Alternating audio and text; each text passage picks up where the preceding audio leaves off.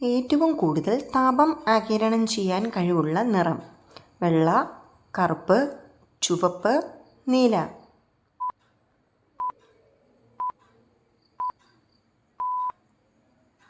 ഉത്തരം കറുപ്പ്.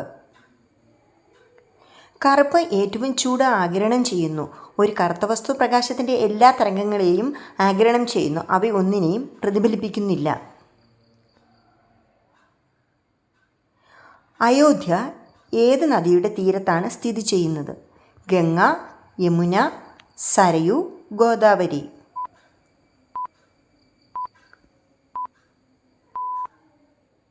ഉത്തരം സരയു. സരയു നദിയുടെ തീരത്താണ് അയോധ്യ സ്ഥിതി ചെയ്യുന്നത്. ചില ഭാഗങ്ങളിൽ ഘഗ്ഗര നദി എന്നും ഇതിനെ അറിയപ്പെടുന്നുണ്ട്.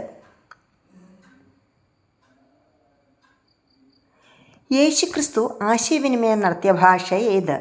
Greek, Latin, Aramaic, Hebrew.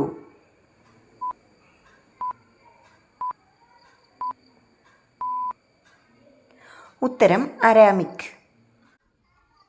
യേശു സംസാരിച്ച ഭാഷ എന്ന നിലയിലാണ് അരാമിക് അറിയപ്പെടുന്നത്. മധ്യ യൂഫ്രട്ടീസിൽ നിന്ന് ഉത്ഭവിക്കുന്ന ഒരു സെമിറ്റിക് ഭാഷയാണിത്. ഇന്ത്യൻ പ്രധാനമന്ത്രി ആകാനുള്ള ഏറ്റവും കുറഞ്ഞ പ്രായം എത്ര? 18 വയസ്സ്, 25 വയസ്സ്, 35 വയസ്സ്, 38 വയസ്സ്. ഉത്തരം 25 വയസ്സ്.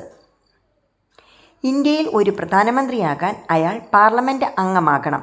കൂടാതെ കുറഞ്ഞത് 25 വയസ്സ് പ്രായവും ഉണ്ടായിരിക്കണം. കരയിലെ ഏറ്റവും വേഗം കൂടിയ ഉരഗം ഏത്?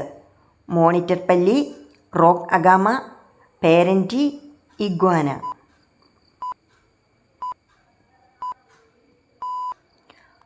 ഉത്തരം ഇഗ്വാന.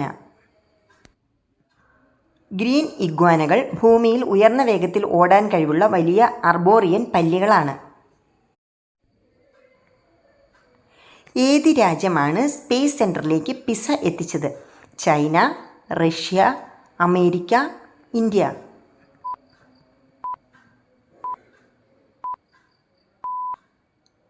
ഉത്തരം റഷ്യ.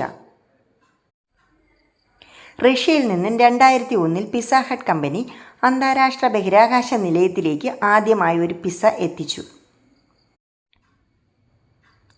ഏറ്റവും കുറവ് രോഗം ബാധിക്കുന്ന രാജ്യം ഏത്? ദക്ഷിണ കൊറിയ, സിംഗപ്പൂർ, ഇന്ത്യ, തായ്വാൻ.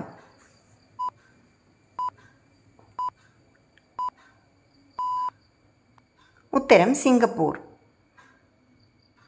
2024 ലോകത്തിലെ ഏറ്റവും മികച്ച ആരോഗ്യ സംരക്ഷണ സംവിധാനങ്ങൾ അനുസരിച്ച് ഏറ്റവും മികച്ച ആരോഗ്യ പരിരക്ഷയുള്ളത് സിംഗപ്പൂരിലാണ്.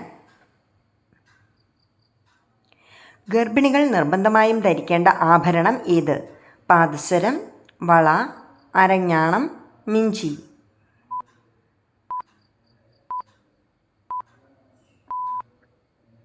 ഉത്തരം വള.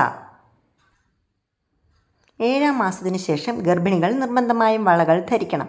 ഈ കാലത്ത് കുഞ്ഞിൻ്റെ മസ്തിഷ്ക കോശങ്ങൾ വികസിക്കുമെന്നും കുഞ്ഞിന് പലതരം ശബ്ദങ്ങൾ തിരിച്ചറിയാൻ സാധിക്കുമെന്നും പറയുന്നു. വളകളുടെ ശബ്ദം കുഞ്ഞിൻ്റെ തലച്ചോറിനെ ഉത്തേജിപ്പിക്കാൻ സഹായിക്കും. കൂടാതെ ഗർഭിണികളുടെ മാനസിക സംഘർഷം കുറയ്ക്കുകയും മനസ്സിനെ ശാന്തമാക്കുകയും ചെയ്യുന്നു. ദേവകനി എന്ന് വിളിക്കുന്ന പഴം ഏത്? മാമ്പഴം, കൈതച്ചക്ക, നാരങ്ങ, ആപ്പിൾ.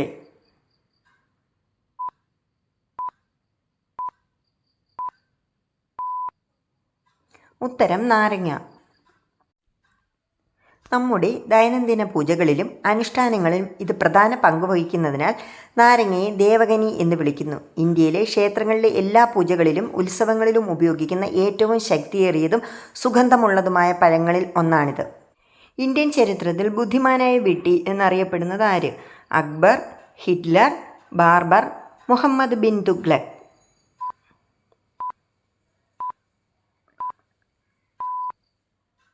ഉത്തരം മുഹമ്മദ് ബിൻ തുഗ്ലക്. 1325 മുതൽ 1351 വരെ ഇന്ത്യയുടെ ഭൂരിഭാഗം പ്രദേശങ്ങളും ഭരിച്ചിരുന്ന ഡൽഹിയിലെ 18ാമത്തെ സുൽത്താനായിരുന്ന മുഹമ്മദ് ബിൻ തുഗ്ലക്കിന് നൽകിയ വിളിപ്പേരാണ് വൈസസ്റ്റ് ഫൂൾ. എൻ്റെ ഈ വീഡിയോ ഇഷ്ടപ്പെട്ടെങ്കിൽ എൻ്റെ ചാനൽ സബ്സ്ക്രൈബ് ചെയ്യാനും വീഡിയോ ലൈക്ക് ചെയ്യാനും മറക്കരുതേ.